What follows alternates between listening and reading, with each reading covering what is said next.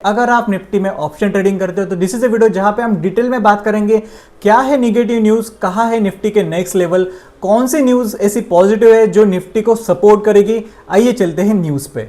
So this is a short term negative news for the Nifty 50, long term के लिए neutral रहेगा। तो क्या है न्यूज कि Nifty 50 close below the 24,250 levels, जहां पे आज के दिन फॉलिंग अराउंड 0.4 से लेकर 0.6 as a banking stock drag the market lower. जहां पे बैंकिंग स्टॉक गिर रहे थे उसी के कारण उन्होंने मार्केट को भी नीचे ड्रैग कर दिया।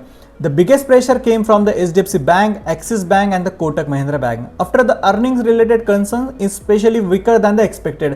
जहाँ पे कंसर्न ये रहेगा कि जो इनके रिजल्ट्स आए वो पॉजिटिव में थे, वो निगेटिव नहीं है, बट ओवरऑल एक्सपेक्टेशन अच्छी थी, बट यहाँ पे जो रिजल्ट्स है वो एक्सपेक्टेशन से खराब आए हैं।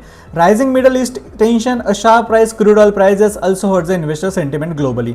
जहाँ पे जो मिडल ईस्ट टेंशन चल रहा है ड्यू टू द वॉर, जहाँ पे ऑयल के प्राइस कंटिन्यूसली बढ़ते जा रहे हैं, उसके कारण इन्वेस्टर को ये काफी ज्यादा सेंटिमेंटली हर्ट कर रहा है और यहाँ पे हमें कंटिन्यूसली निफ्टी में गिरावट देखने को मिल रही है। अगर मार्केट के हाईलाइट्स की बात करें तो ICICI bank gained after the reportedly better quarter one result, जहाँ पे आईसीआईसीआई बैंक का रिजल्ट अच्छा है, उसी के कारण हमें गेंड होते हुए देखने को मिला। Oil and gas stocks like ONGC, oil India जहां पे आउट परफॉर्म कर रहे थे due to the crude oil prices, जहां पे क्रूड ऑयल प्राइसेस की जो प्राइसिंग बढ़ रही है कंटिन्यूसली, उसी के कारण हमें हमारे स्टॉक्स में भी ये ग्रो देखने को मिल रहा है। Pharma and metal stock also show the strength despite the weak benchmark, जहां पे कुछ खास नहीं है बट फिर भी लोग फार्मा और मेटल स्टॉक में बिलीव कर रहे हैं, इसके कारण हमें यहाँ पे उनमें स्ट्रेंथ देखने को मिल रही है।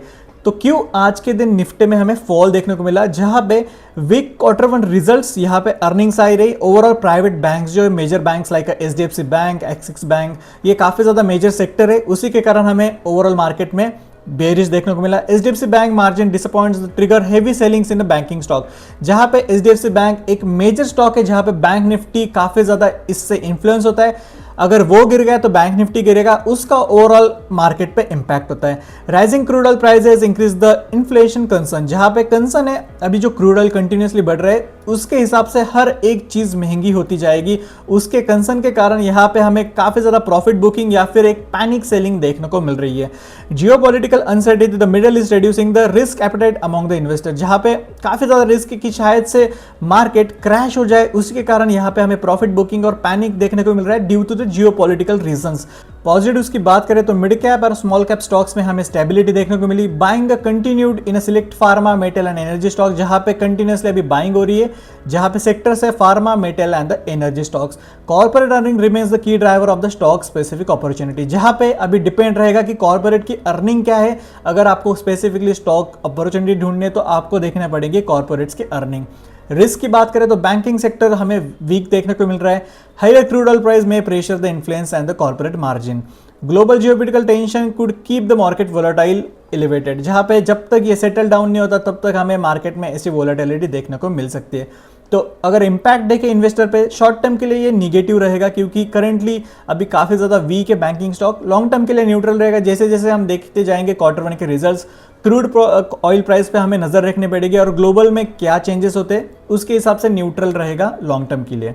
सो currently we are on one day time frame of Nifty 50, जहां पे आज के दिन हमें 0.39% की एक पॉजिटिव क्लोजिंग देखने को मिली। अगर आप 15 मिनट्स टाइम फ्रेम पे शिफ्ट हो जाए तो हम यहां पे देख सकते हैं कि आज के दिन मार्केट जब ओपन हुआ तो एक गैप डाउन ओपनिंग दी, उसके बाद मार्केट ने सपोर्ट क्रिएट किया, बाउंस लिया, उसके बाद फिर से अपने प्रीवियस सपोर्ट्स को ब्रेक करके लिक्विडिटी ग्रैब की और अपने हायर क्लोज पे जाके क्लोज हो चुका है। अब अगर हम देखें तो यहाँ पे जो रेजिस्टेंस था आज के दिन का, उसी के लेवल पे आज मार्केट क्लोज हो चुका है। तो अगर कल के दिन की बात करें तो अगर हम देखें 5 मिनट्स टाइम फ्रेम पे चलते हैं, 5 मिनट्स पे देखें तो मार्केट ने गैप डाउन ओपनिंग दी, उसके बाद यहाँ पे एक रेजिस्टेंस के बाद कंटिन्यूसली फॉल हुआ, अपने नीचे के सपोर्ट को ब्रेक कर दिया और अगेन यहाँ पे सपोर्ट फॉर्मेशन करके हायर हाई पे क्लोज हो चुका है।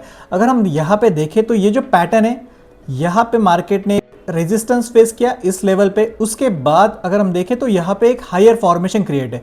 ठीक है, तो कल के दिन हमें क्या देखना पड़ेगा, अगर कल के दिन मार्केट इस हाई को टच कर दे और यहाँ पे एक और हायर हाई क्रिएट कर दे, सॉरी हायर लो क्रिएट कर दे इस लेवल पे, तो हमें कल के दिन ये ब्रेकआउट होते हुए देखने को मिल सकता है।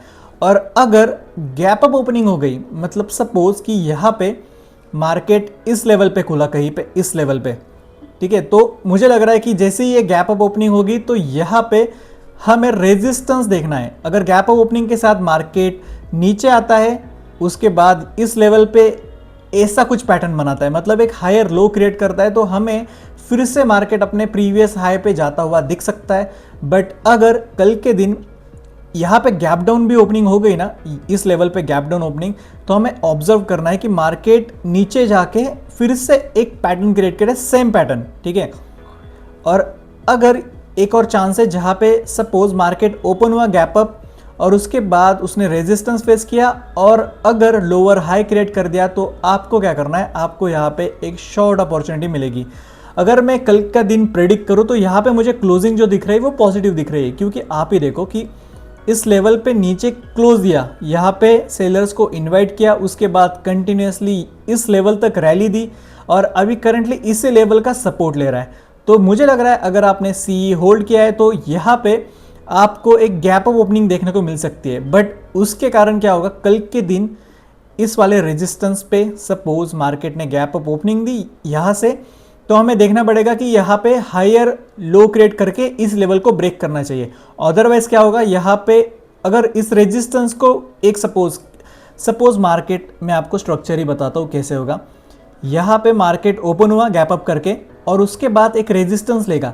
अगर ये वाले रेजिस्टेंस को मार्केट ने फिर से टेस्ट नहीं किया, बट यही कहीं से फिर से नीचे की साइड लोअर बना दिया, तो यहाँ पे हमें गिरावट के चांसेस देखने को मिल सकते हैं। होप सो आपको समझ आया होगा कि कैसे प्राइस एक्शन काम करता है, कि कैसे लेवल्स हमें देखने पड़ेंगे मार्केट के कल के टाइम पे। तो बस आज के वीडियो में इतना ही। अगर आप लोहिया कॉर्प या फिर कैपिटल माइनिंग आईपीओ में इन्वेस्ट करना चाहते हो तो उससे पहले ये वीडियो जरूर देख लेना। मिलते हैं उसी वीडियो में। Thank you so much for watching, bye.